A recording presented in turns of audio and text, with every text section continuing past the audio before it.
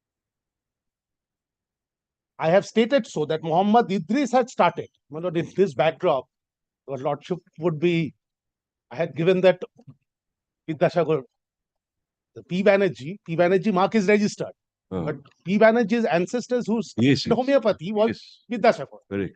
Vidyasagar, but he did not have the P. Banerjee registered. Yes, Idris was the main person who started the homeopathy business. But it was Dr. Ilyas. And that's why they named the company Dr. Ilyas's New Life. Otherwise, they would have said Dr. Idris's New Life. Now, my lord will kindly. Dr. P. Banerjee, actually, my lord, I persuaded him to have all those marks, my lord, registered and then copyrighted also. And there's a book he had written, Lord, if your lordship remembers, the Banerjee Protocol, which not he'd given me his first signed copy of it. So he was trying to wonder what kind of disclaimers to put in, because people will start taking the treatment, and then if something goes wrong, what's to happen? So not those disclaimers there were also. You had drafted all those. He was very, very fond of me. And he was not, I'm grateful to him also. He was I have seen. Too. This is Prashant Banerjee. No, I was extremely close to his son, Prateep. But his son also, not after he passed away, not But I have seen these medicines working like wonder.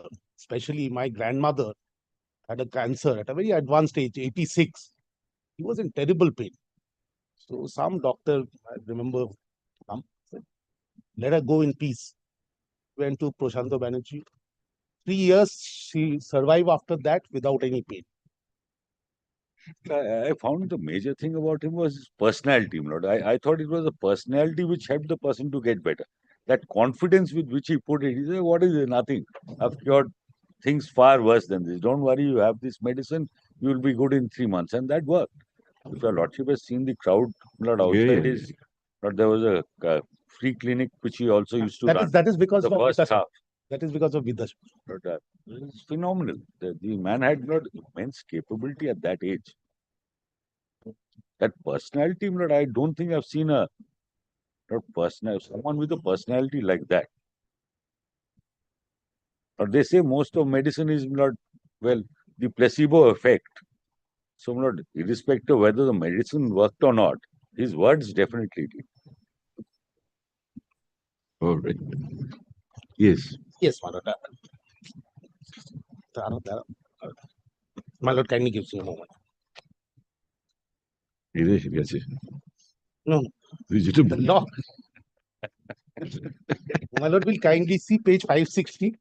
He had stated that Muhammad Idris had started the practice of homeopathy.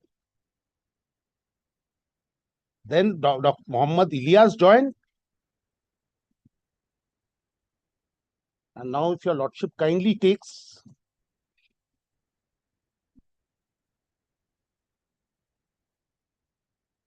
page 562. My lord, the second paragraph of that. Before filing of this case, the plaintiff had filed a civil suit against the. Subsequently, the same was withdrawn.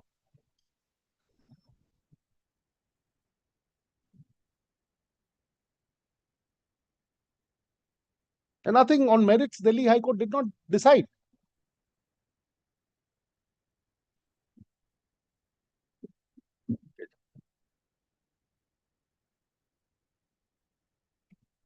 Well, now takes 564.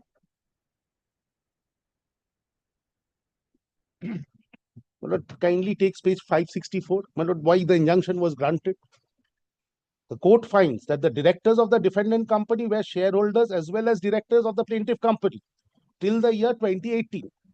They have resigned from the plaintiff company, have surrendered their shares after receiving all benefits. After resigning from the plaintiff company, the directors of the defendant have applied for similar business and similar trademark before the trademark registry and have started the similar business using similar mark of the plaintiff by infringing and passing off the right of the plaintiff. It is also found that the plaintiff is using the said trademark since 1999. It's before 1999, it's 1995. And subsequently, it was registered in the year 2013 while they were directors. Mr. Bhattacharya, We are here out the appeal itself. Your impugned judgment, I suddenly notice is of 29th of April. And you presented the appeal on the 10th of June. Right. So there is no such. We'll give you an early date next week or a week after that. All papers are before us? Yes. That's why Bala directed that the appeal should be. Oh, are we hearing the appeal? Then carry on. Carry on. ঠিক আছে বলেছিলাম appeal শুনবো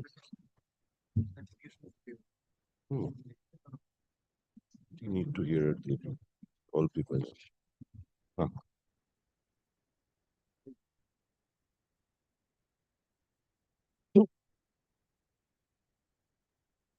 Yes.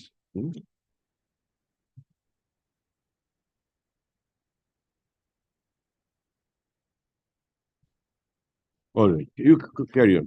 Yes. Well, so the court found that they were my new application রেখে দিয়েছো কেন?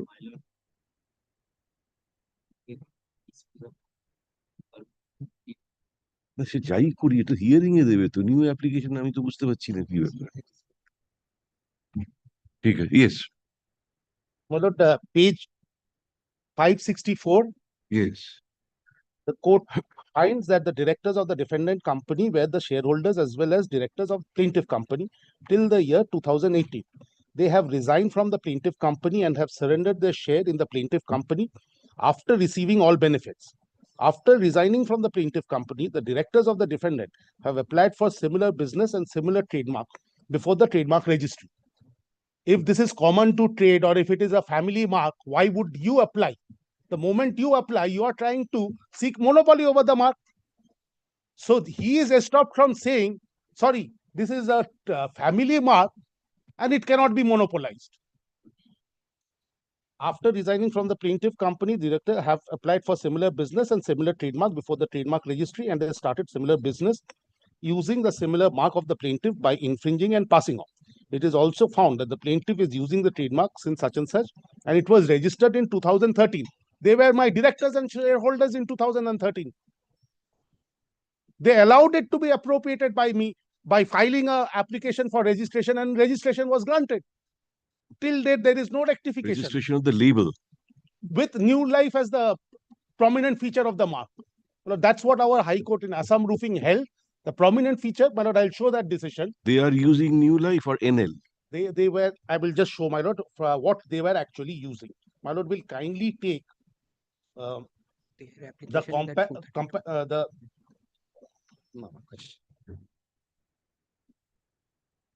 marks. Their company is Dr. Elias's New Life. That is the defendant. That is the defendant. My lord, that's at page 81 is the No, defendant is now they have changed. After the injunction, they changed the name. Oh, I see. After the injunction, they changed. On the corporate name also. Ex parte. I see. We had no option. They filed a contempt. I see. So New Life Laboratories, page 81 is the comparison of the marks. Volume 1.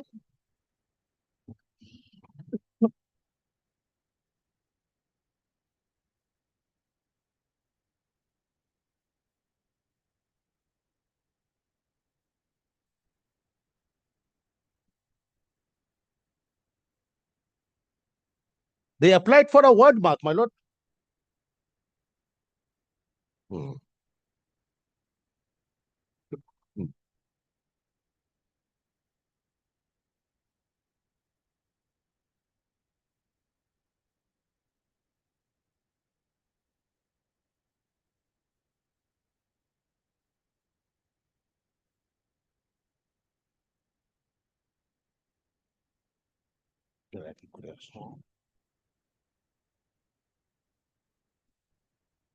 Yes. If your lordship, I trouble your lordship with volume 3. So this is their application. It's not just their volume 3. Volume 4. I'm sorry. 452, my lord. This is their application. 452.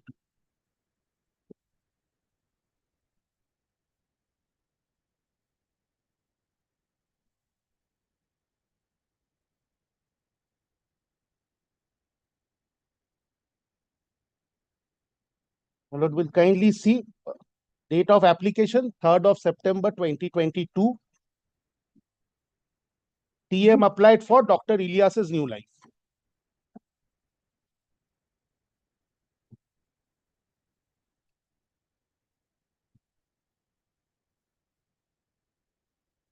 Next page also, my lord. Word mark.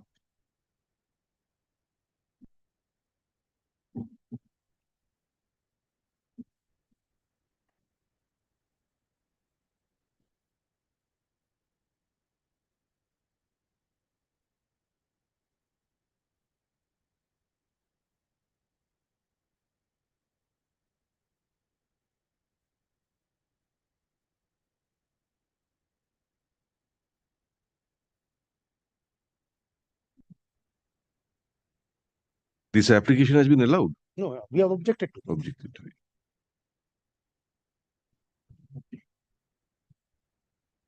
This is New Life, Homeo and Herbals.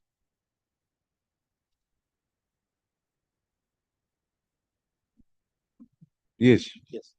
Now, my lord, to show that he was associated with me, my lord, page 92, volume 1. This is the name of the company. Page 92. In 1995, it was incorporated. That your lordship will find at page 90. Date of incorporation is 27th of April, 1995.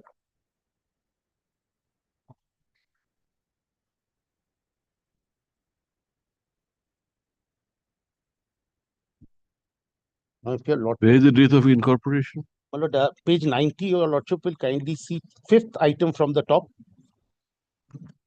Corporation is that inquiry. Yes. 27th April 95. 95.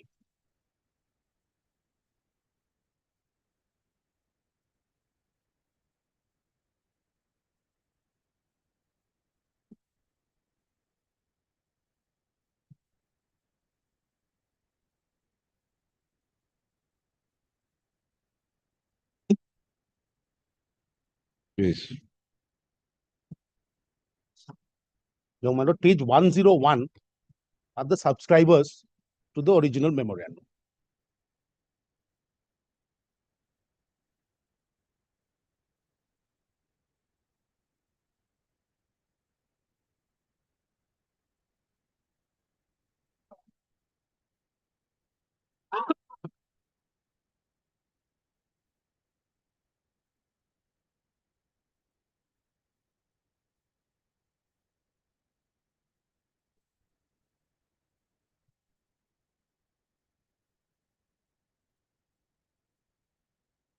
One zero one, my lord, your lordship will find who are the subscribers. First is Dr. Muhammad Ilyas. That is Ilyas's new life. Then this is the mother, Ishrat Begum. My client, the person who is in control of the plaintiff company, is Muhammad Zakaria. And 4 is Muhammad Zaki, who was my subscriber, director, shareholder. Now he has started the rival company. You operate only in Bhopal. Mostly in Bhopal and Indore. Bhopal, Indore, including Kolkata. We have shops over here also. And they also have shops. They are, as a matter of fact, 4 receivers were appointed. They have found three. There are receivers report also. They have found the products. Well, because the learned judge held, I have not shown that I have used the mark New Life. If your lordship kindly takes page 114. Well, my copy is bit to the extreme left-hand corner. Your lordship will see New Life. 141. It's a invoice dated 8th of August 1999. Yes, this is the earliest that the learned judge said. He was incorporated before that. And I need not, my lord, the Assam roofing, it has been held. I need not even show use.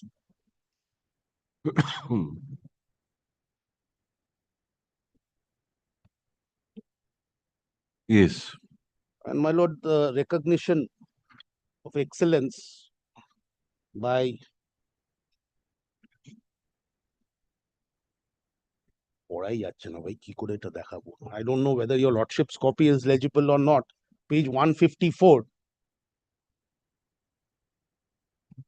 Certified that New Life such and such has been selected by the of Advanced Homeopathic Society, the homeopathic science. আমি ভাই পড়তে পারছি না, তুমি পড়তে পারছো কিনা দেখো। Wow, 154. the lovely certificate.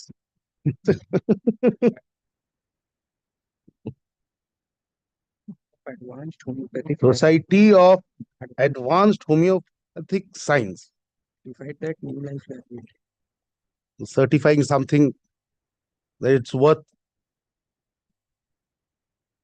certain standards and all, my lord. And Best Manufacturer Award 2004, recognizing their contribution to homeopathic science, humanity, and outstanding excellence in manufacturing ethics and standards, is worthy to receive Best Manufacturer Award 2004 with all rights, honors, and privileges thereto given under our hands in Bhopal on 11th day of April 2004.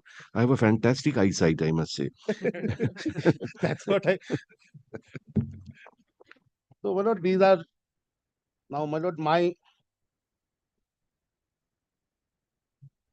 if your lordship kindly takes page 188, volume 2, 154.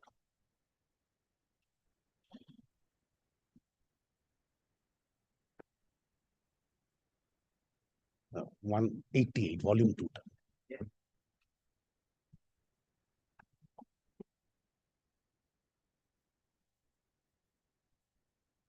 Yes. Yes, my lord, page 188, my lord, under the heading remuneration to key management personnel. My lord, the last three names, they are the directors of the defendant company. Mohammad Faizan, Mohammad Zaki, Mrs. Salma Zaki. Directors and shareholders. My lord, will kindly see for 2018, they were drawing about 90 lakhs, 90 lakhs, no, 9 lakhs, 9 lakhs. And the 2090, it their name no longer appears because they had resigned.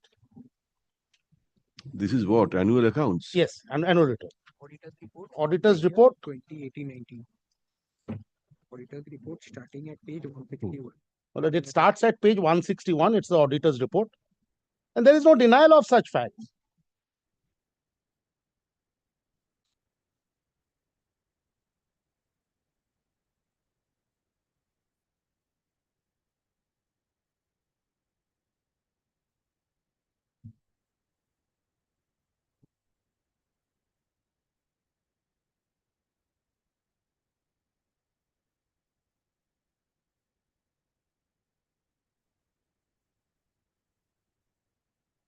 Yes.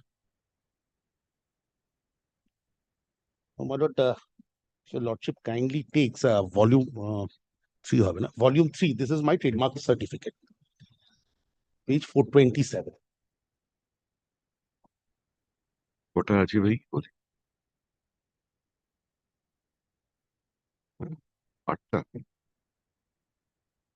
Problem is, my lord, because of commercial suit, everything also needs to be annexed to the plaint. 427. 427, my lord. It's a device mark. But your lordship will see 428, New Life with that leaf. This is the prominent feature of my mark.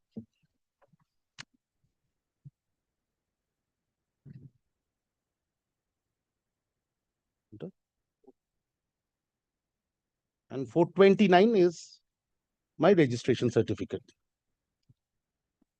This was done while they were directors. This has been renewed and it is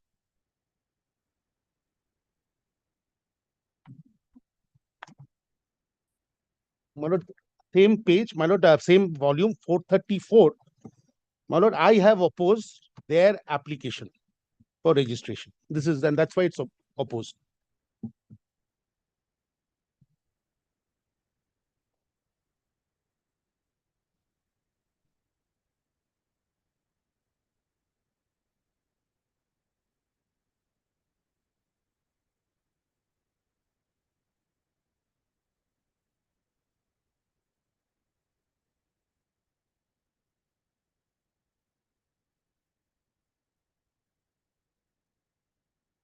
Yes.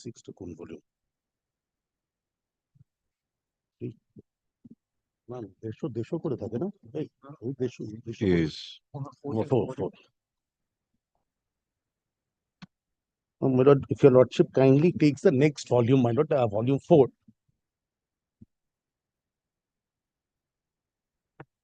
Page 467. Go to volume 4. এখানে আছে।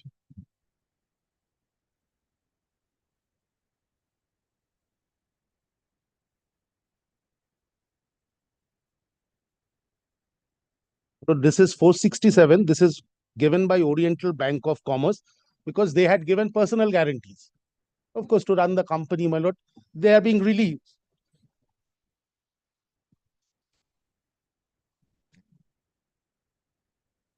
So, my lord, the payments which have been made to them,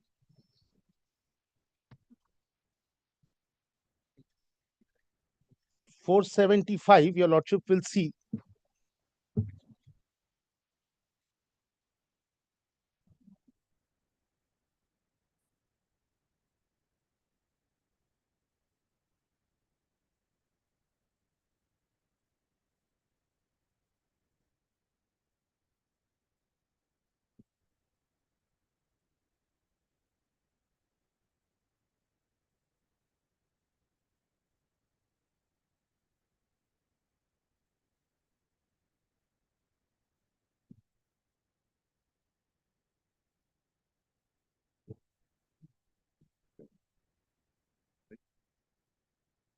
Mr. Bhattacharya, Mr. Bachawat, the learned single judge really went on 2 points. One was suppression, which we will decide. The other was that it was family property, this mark. So everybody could use it. And there's admission of that in his affidavit. I'll show that. But he tries to appropriate that mark if it was a family mark. There were 25 shops in Bhopal, in his photo next to each other. He suppresses those photographs. Just tell us one thing. Tell us one thing. Assuming it is family property, my grandfather's property, I managed to get registration in my name. Wouldn't that make me the exclusive? Yes, that's what Assam Roofing says. Why not? I will show that. Right. You can either get that rectified, cancel that registration, or you could have opposed at the time of registration. Right. So on this aspect also, please address us. Right. We are indicating so that it will help you. Of course, great. And on that happy note, that's the point. On that happy note, let us stop today. That's the point, George's point. George's question.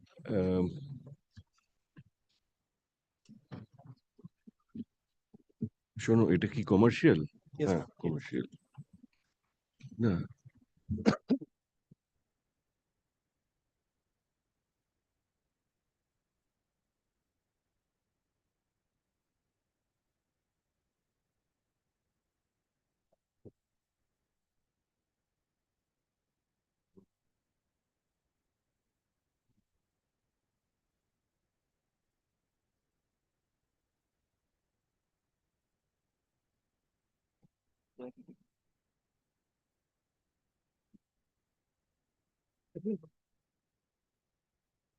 Mr. Bhattacharya, না আগে লেখো। This appeal is directed, কোথায় গেল আমার এটা? এইগুলো নাও না, এক গাদা volume is directed against a judgment and order dated April 29, 2025. Stop. Paragraph we have heard, learned, Mr. Bhattacharya, learned senior counsel, representing the appellant/plaintiff,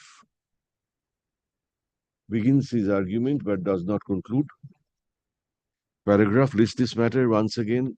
Monday, next Monday. Monday date diya tha. Lordship's pleasure to fix it at any time. It will be fairly at the top, subject to other partners. Subject to other partners. Be there, in all likelihood it will be taken up because not all learned lawyers are present when matters are called on. No, in the morning, my lord, I had a loss while coming to court. I'm sorry. Yes. You met with an accident, your car. No, the auto came and Auto. the road, stretch of road on DHR road. You drive yourself, no? No, I have a Hmm. person, but Substantial damage.